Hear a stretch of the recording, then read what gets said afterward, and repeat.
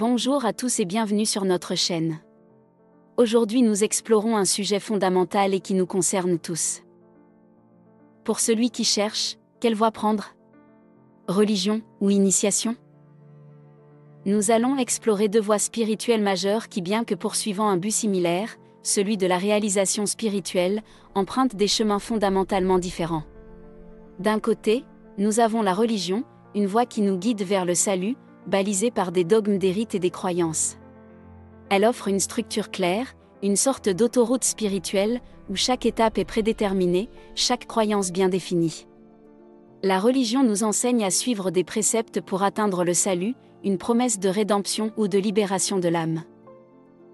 De l'autre, nous avons l'initiation, une voie qui diffère en profondeur. Contrairement à la religion, elle n'impose pas de vérités absolues. Elle n'offre ni certitude ni chemin prédéfini. C'est une voie de connaissance, une quête personnelle où chacun doit par l'expérience et la réflexion, découvrir la vérité qui se cache au fond de soi. Si la religion guide en suivant un chemin droit et clair, l'initiation, elle, est un labyrinthe. Un chemin sinueux, rempli d'obstacles et de questions philosophiques, où chaque individu doit chercher ses propres clés pour ouvrir les portes qui mènent à une plus grande compréhension. Je m'appelle Alyssa Gray, je suis membre de l'ordre maçonnique hermétique, et c'est moi qui vais avoir le plaisir de vous présenter cette vidéo.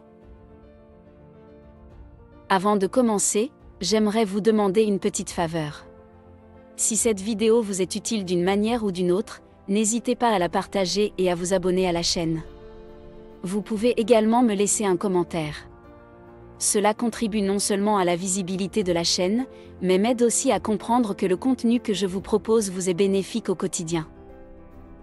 Nous allons donc examiner en quoi la religion se distingue de l'initiation, et comment ces deux approches nous permettent d'évoluer dans notre quête spirituelle.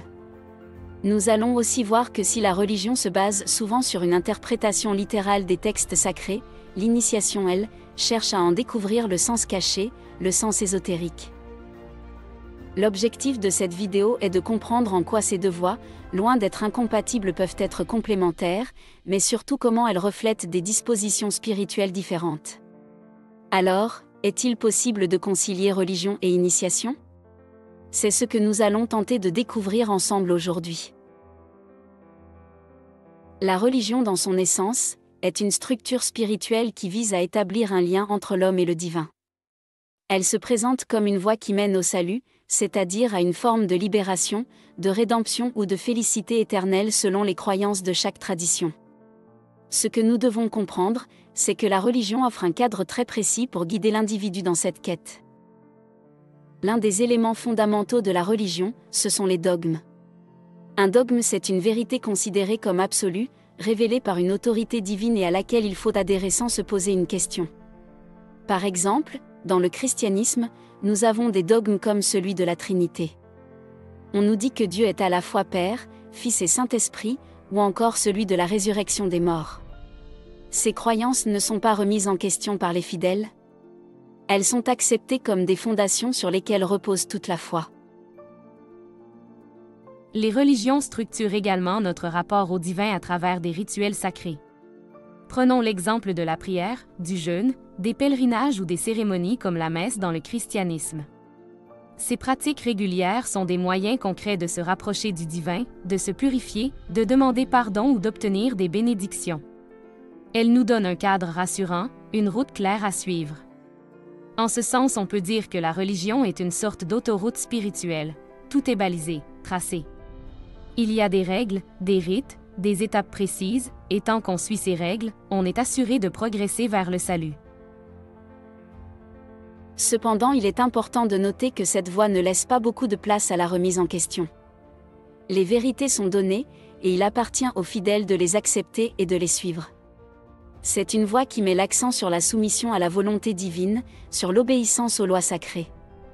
En cela, la religion peut être perçue comme un chemin direct vers un objectif spirituel, mais elle reste une voie collective et normative. Chacun y suit les mêmes préceptes sans forcément explorer sa propre vérité ou remettre en question les fondements de ce qui est enseigné. C'est cette structure rigide, fondée sur des dogmes et des rituels, qui donne à la religion son aspect de voie de salut collective. Elle offre des vérités révélées auxquelles il suffit de se conformer. C'est une voie qui convient à ceux qui recherchent un cadre spirituel stable, des certitudes, et un chemin balisé vers le divin.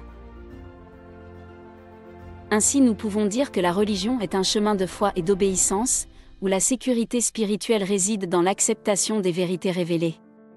C'est une voie droite, une voie où la progression est assurée par la soumission aux principes et aux rituels établis.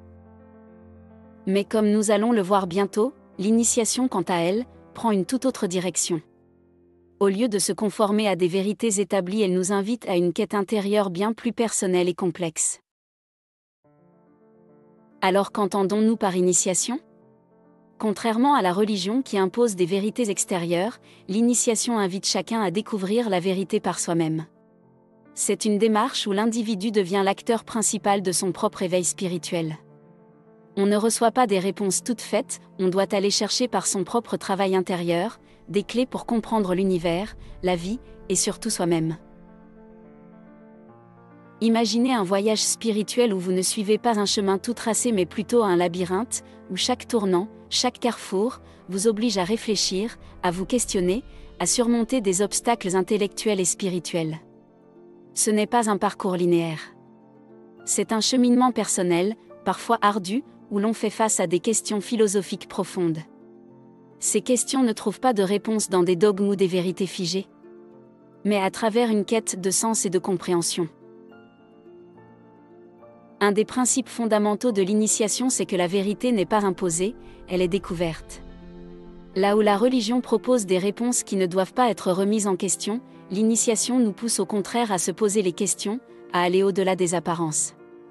L'initié est invité à explorer des dimensions cachées de la réalité. Ce chemin n'est pas simple, car il n'y a pas de réponse universelle.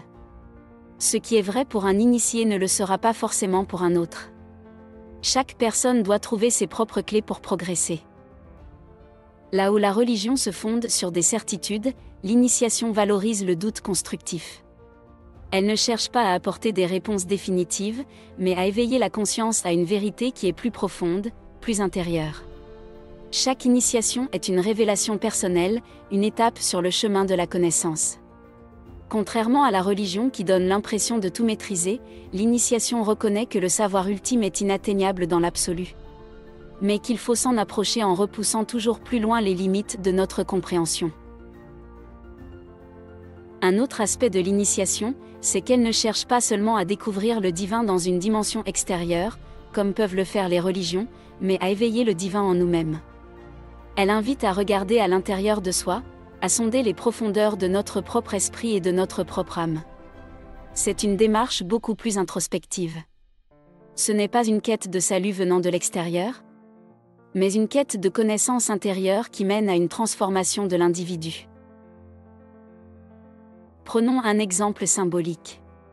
En franc-maçonnerie, chaque degré initiatique correspond à une étape sur le chemin de la connaissance, et ces degrés ne sont pas des dogmes à accepter, mais des expériences à vivre.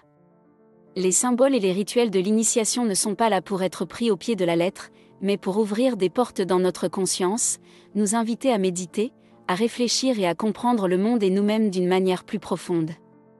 Chaque initié doit interpréter ces symboles en fonction de son propre chemin. Nous pourrions dire que l'initiation est une démarche beaucoup plus autonome que la religion. Il n'y a pas de guide qui vous dit ce que vous devez penser ou croire. Vous êtes votre propre maître, votre propre guide. Vous êtes celui qui doit chercher et trouver les réponses. Les obstacles que vous rencontrez dans ce labyrinthe initiatique sont des occasions de grandir, de comprendre plus profondément le sens de votre existence et de votre rapport au divin.